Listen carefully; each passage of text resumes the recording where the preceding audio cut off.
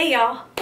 Alright, this video I'm really excited to make because a lot of people have asked me about this, and I try to post as much as I can when I do travel, but I do get a lot of questions about traveling. So here we go, top travel tips. And I travel a lot. This year was absolutely insane. I traveled so many weekends, whether it was flying or driving, so I kind of got it all covered to be honest. And this was a period where I was heavily dieting for competition, so it's not like I was just kind of going with the flow of my life, so that would be a little bit different. Those require a little bit less planning. But if you have serious goals that you're trying to achieve, and even if they aren't, even if you're, kind of in that in-between phase, you're like, I have more flexibility, but I still want to stay on track, you still have to try. Like, you can't just like totally wing it the whole time. I mean, you could, but it's just a little bit more stressful to do that. And honestly, it ends up costing a lot of money, especially if you eat a lot of protein. So listen to these tips, and I feel like they'll be very, very helpful for you guys. First and foremost, food. Most important thing. Most of this will revolve around food, to be completely honest. So what I started doing this year, well, what I've done previous years, but then this year when I was traveling so much and I was prepping, I was like, every time I travel, I'm going to be ordering Icon meals. Like, that's it. Like, I'm just committing to doing this, and that's what it is. So I would either fly, I would either stay in Airbnbs or hotels, and they deliver anywhere. So anytime you stay somewhere, you put in the address and the food shows up right there. It overnight ships, so it will come frozen. And then of course when you get it, put it away in the fridge. What I like about Airbnbs, obviously, is the ability to cook some food if you want. But again, if I'm ordering from somewhere, I'm gonna order as much as possible and cook as least as possible. Just based on time, but that is the perk of having an Airbnb, is you have a kitchen. Some hotels have like a little kitchenette kind of deal. That's really helpful. But most places will have a mini fridge. Now, if you want to be super, super, careful with it, you could call them and ask ahead. But what you can also do is, if they don't, you can keep the box that you get the food in and then just pour ice in it and make sure that it stays sealed and that it is really cold. Most places have fridges. Some places have microwaves, not all. But usually if they don't have a microwave in the room, they will have a microwave floor, like 1 or 2 in the whole hotel on a certain floor, usually by the gym. And that works out just fine too. So for me, I always found that it was super helpful just to order the Icon meals as the main food. Now, on top of that, I would usually bring protein powder. So I'll usually pack like my post-workout, so scoop of Formula 1, I'll pack, and then also just a few scoops of Level 1 I'll just bring as well, because it's a good meal replacement protein. You can kind of put that in anything and just have protein if needed.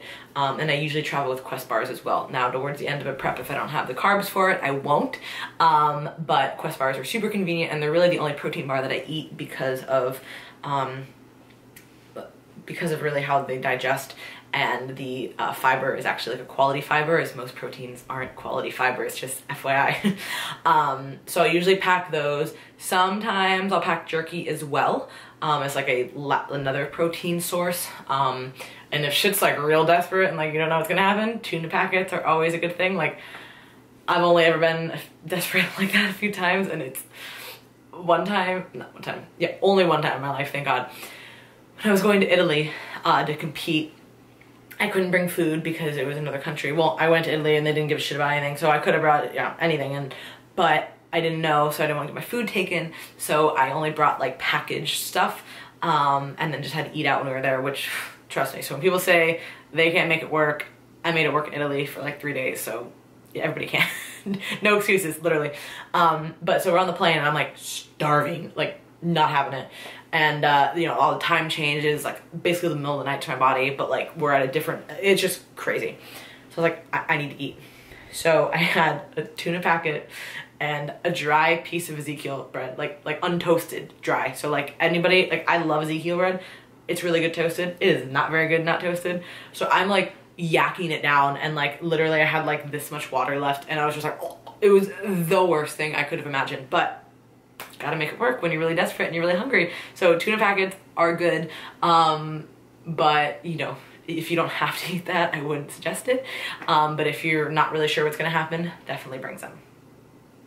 what I also do is I pack generally most meals that day with me.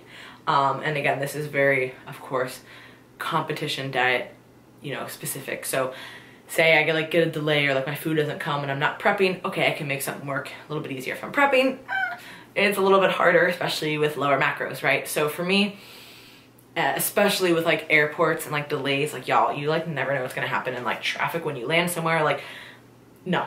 So usually what I do is I'll bring my food for that day in my, I have a 6-pack bag purse. Amazing. So I'll put like normal purse stuff in there, and then it has, you know, room at the bottom for like 4 meals, depending on how big the meals are. But you can get 3 to 4 meals in there pretty easily and you'll be good to go. So that's what I'll usually do is I'll bring that as far as like the meals that I need on the plane with me. I will either put my supplements in my carry-on or my checked, we'll get to that in a second. And then the food, like the actual meals, will be sent to my hotel or my Airbnb when I get there. Now, supplements. I talked about protein a little bit earlier, but in general, I bring all of my supplements with me. Greens powder, protein powders, all of my pills, pre-workouts, all of that, right? Like, and when I'm traveling, like, I'm gonna be consistent. So I pack all that beforehand. I usually, for the protein and the greens and actually everything, anything that's powdered, I individually baggie. And then what I'll do is I'll individually, like a snack baggie size, snacks, no snacks, just pre-workout, and I'll put them inside of a shaker cup, 1 or 2, depending on how many I need and then how many shaker cups I want to bring. So that's an easy way to like fill up your shaker cups, like, and then in case something like explodes, because we've all had that before, and that sucks, now it's like contained inside of the bottle. And people ask me all the time, like, oh my God, did like the TSA let you through with your protein? Did they think that was cocaine? Okay, first of all, if you have that much cocaine just going through your carry-on, like, you got some balls, okay? Nobody's thinking that you're bringing that, like, just being just being honest, like, you got 10 baggies of fucking protein, like, no, the TSA is not thinking that, okay? And if they do, for whatever reason, pull you over and think there's something suspicious, they'll just swab it and very easily see that it's not cocaine. Like, I mean, maybe you're bringing coke, I don't know, but I wouldn't recommend doing that, or putting that with your supplements. I'm clearly kidding and like not condoning any of that, but hopefully people understand my humor by now. But it just cracks me up. People like, I'm like, no, nobody thought that. Like, everybody's like not like thinking that you're like a drug dealer. It's okay. So you can bring it on your carry-on. If they check it, it's not a big deal. Like, it's not gonna take like that long. Usually they always stop me because of the food. And their different airports have different rules. Blah, blah, blah. Like, it's just dumb, but I get it, you know, whatever. So sometimes they'll just stop and check the food. Sometimes, yeah, it's a pain in the ass because they might have like a bunch of people like lined up waiting, and like you got like, you know, Sally who's having a slow day, and you're just like, dude, could you like get it together? That happened the last time we were in O'Hare. Oh my God, I almost pulled all my hair out. Not that we were like late, but I was just like aggravated, like sitting there like, what is this dude doing? Like, could he be any slower? So sometimes that happens, but generally speaking, they're not gonna stop you. And if they do, no big deal. Or you can just pack it in your carry-on. But if you need it that day, I mean, pack it in your suitcase.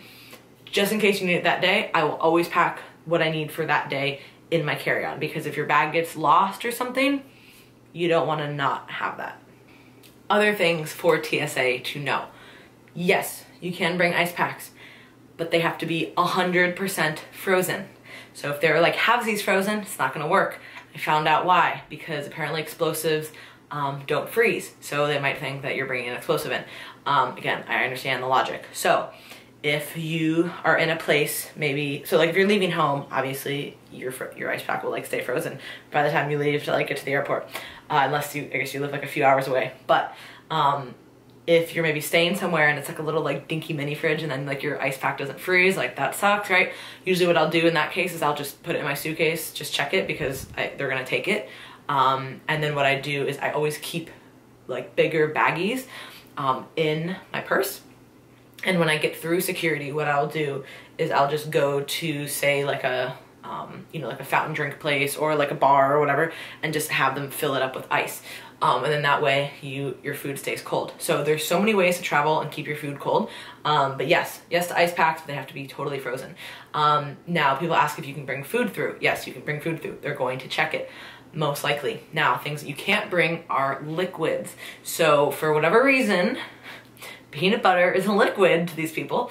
So if you're bringing more than 3 ounces of peanut butter, put it in your suitcase. And I'm a little particular with my peanut butter when I'm dieting. When I'm not dieting, like, okay, it's fine. But like if I'm prepping and I'm like, I want exactly what I want, I will either bring a jar, yes, and put it in, this is only for show day, because like the rest of the time I'm not like just housing peanut butter.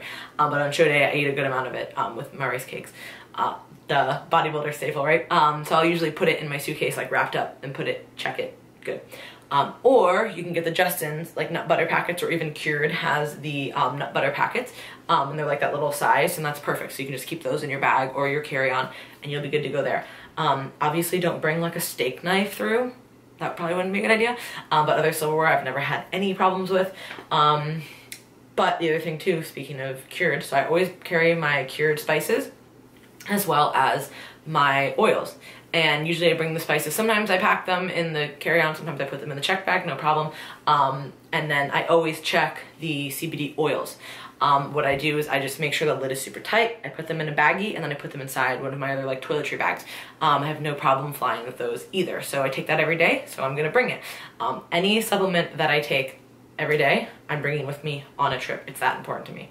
And then lastly, when going through security, what I do, because you can't bring any water, right? Or more than 3 ounces of water.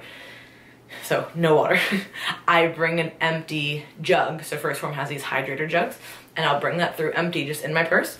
And then when I get to, through, you know, security, I'll either get to a Starbucks. They're really nice about that. And then usually, let's be honest, I'm buying a coffee. So it's like, okay, it's not like I'm just like, hey, give me free water. I usually buy something and then get the other water. So you just give them the jug and they fill it with ice water, or, you know, you can go to a bar or a restaurant. Usually people do not mind at all. You just have to be nice and ask them. And yeah, that way you have a jug for the entire trip. So sometimes I'll have time to go to a like gas station and get like gallons of water. But sometimes I don't. And then, you know, what are you gonna do? For me, I drink a lot of water, especially when I'm dieting, like, and you're obviously starving Marvin all the time. So, that works super, super well for me. And then on the plane, I have water too, and I don't have to ask for like 76 cups of water. Hopefully that was helpful for you guys. I know I got a lot of questions about traveling and just, you know, like maintaining your lifestyle basically while traveling. And all of the stuff that I talked about, I use every single time that I travel, and I do that, and I've had no issues whatsoever. And like I said, the only issue that you might have is make sure your protein doesn't explode in your bag. So put that inside of the shaker cup, and then they might stop you to look at the food. And it's really not that big of a deal. Like, it's, you know, they're just gonna look at it real quick, and just plan for that for your time in the airport. Some places check, some places don't. But if you are traveling, you can totally make things work. The best thing that I ever did was start using Icon Meals and having that shipped to either the hotel or the Airbnb. That way I don't have to worry. And even if it's not all of your meals, even if it's just like 2 of your meals, you're like, life saver, okay? So thank you guys for watching. Hopefully that cleared up a lot of the questions that you guys asked me. But as I travel, I will continue to post, of course. So thanks for watching.